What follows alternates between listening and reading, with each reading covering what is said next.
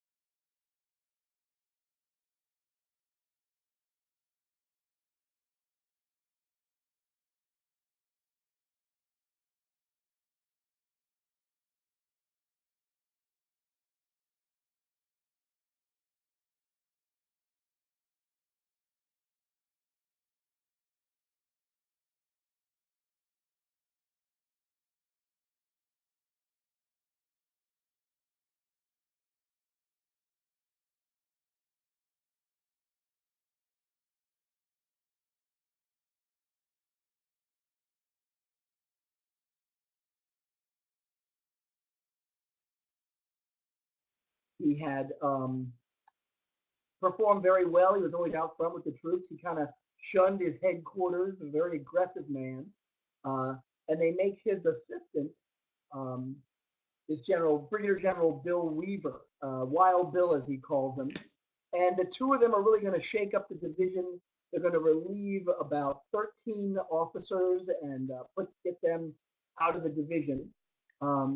And at the same time, so now you have Patton in command of the Third Army. The 90th comes under that. You now got General McLean, an aggressive commander. So here, real quick, here's Normandy. Here's the Cherbourg Peninsula. The 90th was pushing down this way when it was having all of its difficulty. And when Patton takes over, that's the same time that there's that sort of breakout at Avranches that's going to send Patton's army flying in all three different directions. And it's right here, the town of Mayenne, that is so vital to the following campaign. Mayenne has 3 bridges that cross the Mayenne River. Now, if Patton can take this, town on the run with at least one bridge intact, he can keep his army moving east, and this will help encircle the German 7th Army in what's called the Falaise Pocket. So this sort of new atmosphere with new leaders, new commanders, and getting out of that hedgerow country that if you've ever been on an Ambrose tour, you'll know that's that sort of checkerboard, sort of hills that divide small farms in France and really bog the armies down. They sort of break out of that with Avranches. And so the 90th instead of sitting in hedgerows, is now kind of on the move. Now they start charging towards Mayenne, and this is August 5th. And the problem is when they get down to Mayenne, and you can see this small map here, this is the Mayenne River, and the Germans have blown two of the three bridges. So the Wild Bill, who is commanding his own Task Force Weaver, which is basically a battalion of or a regiment of about 1,600 men, and supporting tanks and tank destroyers and engineers, he comes up with an idea to charge the bridge, but he's going to do this with a battalion of troops, about 700 men under a Major Hamilton, but he's also going to flank around to his left with two battalions under a Major George Bart to try to take the town. And here you can see one of the bridges that's knocked down. Slides. So basically, we're looking at a two-pronged attack into the town. And so Hamilton's going to start setting his men up basically in the street. This is going to be city fighting. They're going to occupy a bunch of buildings, set up anti-tank guns. It's going to look something like this. And as they're forming up, and occupying these houses, a German staff car comes driving down the road behind them. The Germans are unaware that the 90th has penetrated this deep behind their lines. And so they basically have to wheel a anti-tank gun across the street, and they knock out the German staff car. So this is one of the very first actions that's going on. So while Barth is going to lead an amphibious assault south of the town, they're actually going to take a bunch of local boats that they find, and they rip up a fence and use those for oars. While they're crossing at the bridge, and you can see these gentlemen, this is kind of what the river looks like. You've got a solid wall, and those buildings they're looking at are on the other side of the Mayenne River. Meanwhile, soldiers behind these guys are occupying the houses, these sort of row homes and buildings, and firing at the Germans from there. So the plan they developed is for the infantry, for the artillery to fire for 10 minutes on the east bank of the river. Now the Germans have 80 millimeter anti-tank guns over there, a 20 millimeter anti-tank gun, and then of course Germans are occupying the buildings. So the plan is to hit that area for 10 minutes with artillery, and once that artillery lets up, the infantry is going to charge across the bridge, followed by engineers. Now the engineers, there's about 8 500-pound bombs lining the bridge, getting ready to blow. They've got them all wired. So while the infantry charges across, the engineers are going to follow them, cut the wires to those bombs, and now with the bridge secure, they can send over tanks to reinforce the infantry. So that is the plan. So the artillery starts its attack. Let's see if I can get some artillery in here. Like that. My artillery. On artillery. There we go. So the artillery begins its barrage. Now, one of the shells from the artillery barrage is actually going to hit an ammo dump of 88 millimeter ammunition, and this is going to cause a huge explosion and cause a big pall of smoke to kind of go over the area. Now, Weaver and Hamilton see this and realize this is their chance. So instead of waiting for the 10-minute barrage, they go immediately to the infantry. Well, the infantry lining along that bridgeway freezes. The soldiers will not move forward. The engineers that are supposed to follow them, they also freeze. And a single tank is going to drive up under a Lieutenant Lombardi, and he's going to start heading over that bridge. And if you look closely at this photograph, if you look at the front of the tank, you can see there's an editing mark at the front. It actually had hedgerow cutters on the front, but the censors didn't want anybody to know that we were cutting through hedgerows with these big sort of prongs on the front of the tank. So you can see a sort of a white erased spot on the front of that tank. Anyways, Lombardi's tank is the single American attack going across this bridge. And as he's going, a Lieutenant Burroughs Stevens sees what's happening and realizing this is a disaster in the making.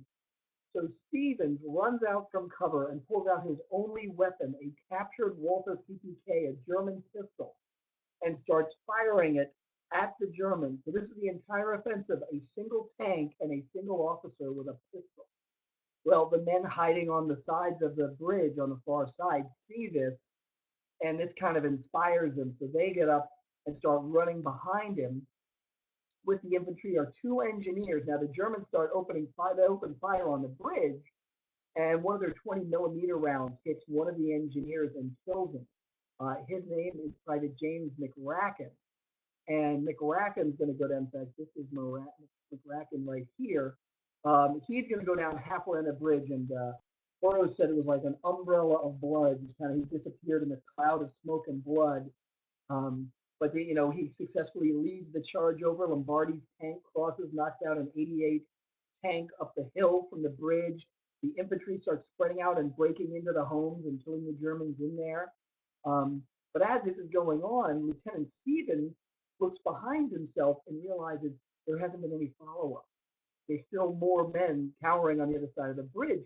Well, General Weaver and Major Hamilton see this also, and they start marching down the street and getting guys and pulling them out of doorways, pulling them out of trenches, things like that, and get them moving across the street.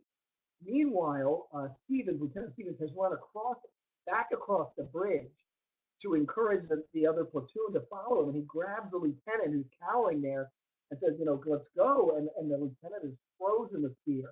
So he lets him go and he turns to the platoon sergeant and simply says, follow me. The platoon sergeant gets up, the rest of the platoon and the company follow Hamilton back across the bridge. In fact, Hamilton had to tell them, Lieutenant Burroughs, had to tell them, he goes, listen, we haven't taken any casualties. We're doing fine. And he knows it's a lie because he had to have seen McRacken's body as he came across the bridge when he came back.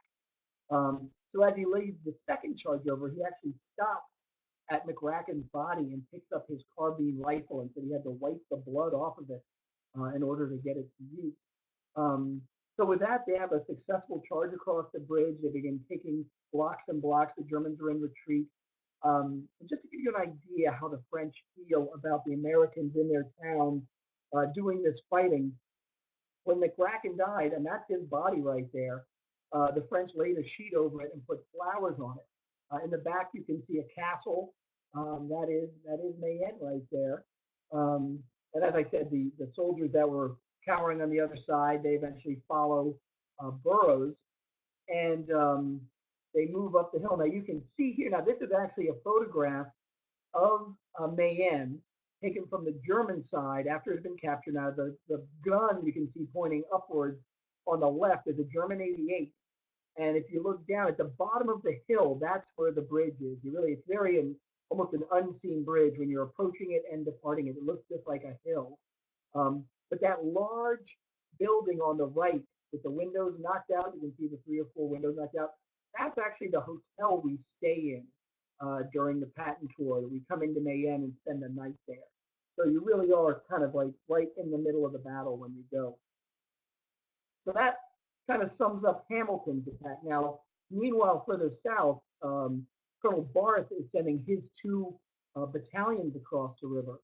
And a captain gave a first-hand account that he got over to the other side, so he climbed up the muddy bank. And, oh, by the way, you can see the castle, by the way, in the background. That's the cathedral in the background there, and you can see the knocked-out bridge. So one of the captains climbs up the muddy bank, and he gets to a farmhouse, and a French farmer kind of waves at him, quiet. And he leads him over to the barn and points in, and the guy looks in there, and he sees 3 Germans sitting at a table eating their lunch. And next to them are 3 rifles stacked together. So the captain levels his grease gun, his machine gun, steps in the doorway and says, "Hand a Hoch," German for surrender, hands up. And the Germans are kind of looking at him and not sure what's going on. And in German, he says, "I'm with General Patton. He has big tanks. They will kill you." And immediately the Germans put their arms up. And I think that's a testament to the reputation of General Patton. Several historians have said that his name didn't have that strong power that a lot of Americans think it did during World War II. A lot of German officers didn't know who he was. But I think this is a pretty good example of the name Patton really making a difference on the battlefield. So with that, Barth's troops and Hamilton's troops meet up. They basically are going to spend the night there. They occupy the town by about 6 o'clock in the evening, and all night long they basically set up two separate headquarters in two different buildings. German vehicles keep driving up to these buildings because they were previously German headquarters, completely unaware that the Americans occupy this place. So the German vehicle would pull up and they, just take the guys under, basically arrest and have them surrender. And in one incident at Hamilton's headquarters, he said there was a line of like three cars that pull up, and they come out with guns and say, "Get out of your cars," and the Germans do. And he said all of a sudden there was all this fire, and what they realized is there was a German in one of the rear cars that opened fire. And just as the German did that, an American Jeep circles around the corner with a machine gun in the back, and they just lay fire on the Germans. And then two army captains with Thompson machine guns run up either side of the vehicles and machine gun them. Hamilton said that the German commander looked like a sieve. He was bleeding so much from so many bullet holes. So that's basically how the night went by. In fact, they said bombers were flying over, German bombers were flying west and bombing like 3 or 4 miles to the west. Because once again, the Germans have no idea the Americans have penetrated this far into their lives. The next morning is really sort of the climax of the battle, because what happens is the locals kind of come out of hiding places and everything, and one group comes up to the Americans and they present this flag. Now, if you look at the flag, you can tell by the stars this is not, and even by the stripes, it's not an accurate American flag. This flag, however, was made in 1918, local French, and they waved it when the Americans came in during World War One. But in 1940, when the Germans invaded France, they wrapped it up and hid it in a basement, and it basically remained there for 4 years until August 6th, the day after the battle, where they unfurled it and presented it to the Americans. And I think that stands as a very appropriate end of the battle. Now, the next day, the 90th is going to continue on its journey, but Patton has a solid bridge to help him continue encircling the Germans. And I was talking about this the other day, that if the Germans had managed to blow that bridge, I think it would have taken us 2 weeks to build another one in its place. And you can see kind of why it would have been difficult. Look at the high banks here. Now, this photograph was taken from the bridge that the Americans crossed. You can see in the distance the pylons of the other bridge that was blown. But this is not some creek. I mean, this is a river with high banks. And so the Americans would have had to have built a bridge under fire to have secured this area. And I think if that had been the case, then instead of closing the Fillet Pocket, in mid-August, this would have probably gone on to the end of August. More Germans would have escaped the pocket. They would have been able to reinforce for a future attack in the Battle of the Bulge. But the war could have gone on for a couple more months if this bridge had not been taken. I should mention that on the Patton tour, we visit this exact spot. And so you can see there's the cathedral on the left and the castle on the right, and the now bridge. Now today, the bridge has been rebuilt, and still see the cathedral and the castle. That white building on the left is a visitor center.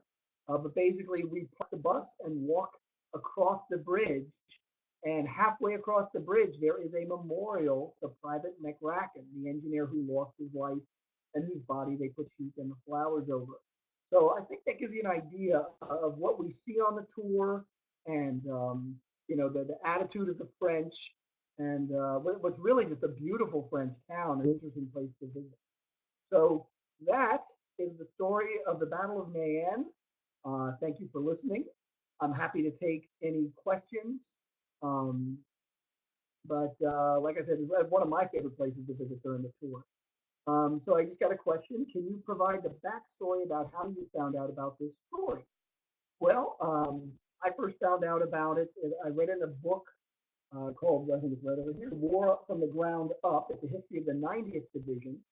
And the story of the Battle of Mayenne was really a series of letters between two officers who were there. Stevens being one of them, who crossed firing the pistol. And when I read this, and I had to, read all the series of letters to get it figured out, I thought it was a fascinating story that was not very well known.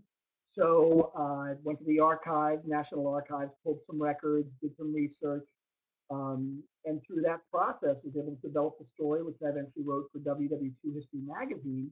But I had done the tour, the Patton tour, I think for about 2 years, and went to the boss and said, "Listen, I want to include Mayenne because I think it's interesting enough."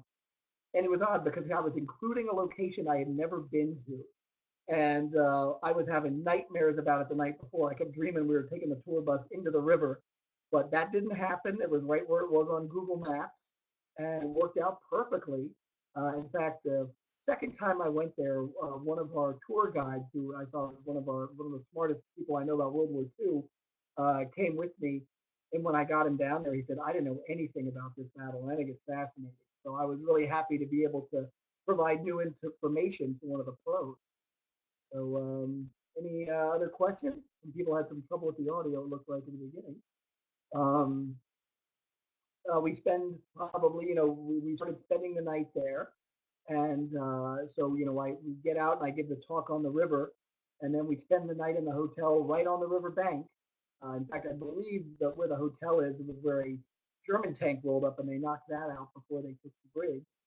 Someone just asked a question. Hedgerow splitting device on the front of the tank. Did all tanks have those? No, they did not. Mostly tanks from the second and third armored division. So just a little backstory. So hedgerows are these basically small hills with bushes and trees growing out of them that divide the French countryside farms. And the Americans were having so much difficulty because it was perfect defense positions for the Germans. You'd hide behind one row, and if we take it, you go to the next one. And the tanks would roll up them, and the Germans could hit them with Panzerfaust on their bellies where the armor was the thinnest.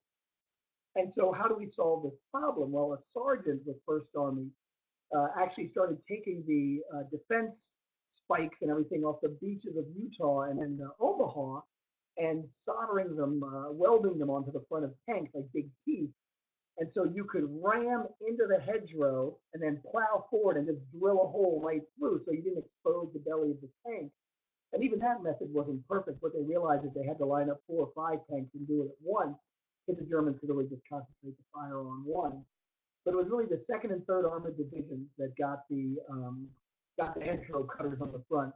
And basically, when Patton takes up launch on August 1st, that really kind of signals getting out of the hedgerow country, even though Couton, a little further north, is kind of the end of it.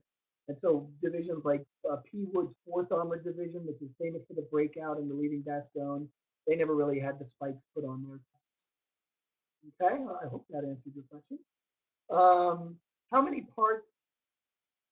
So the question is, how many parts are U.S. helmets? Is there a wooden cap too, a woolen cap too? Why do most of the troops not fasten the chin strap? The Germans always seem to.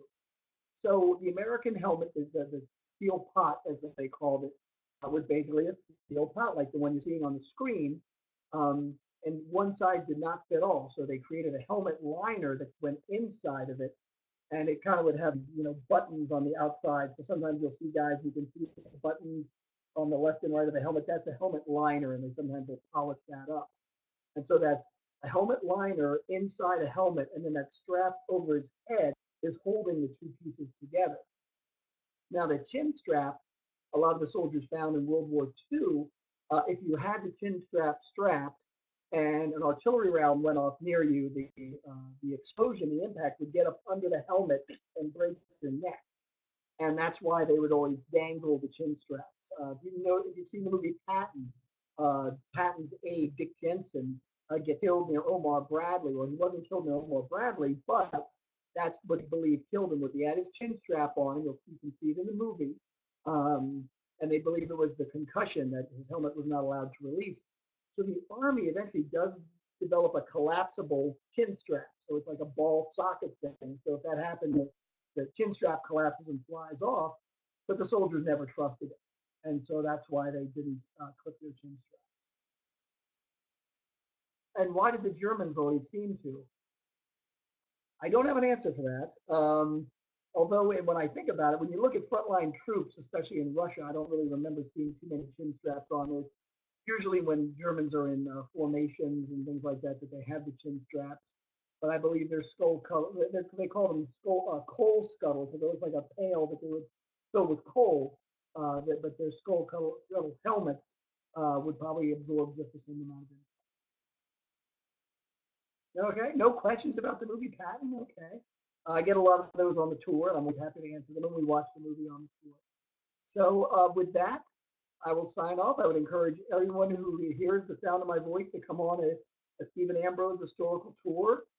We love giving them. We love having people on them. You'll see amazing things that you didn't know exist, and hear a lot of fantastic stories about a different generation that really sacrificed their time and their lives to make the world free for democracy. So I hope everybody has a good night, and I hope to see you on a tour. Good night.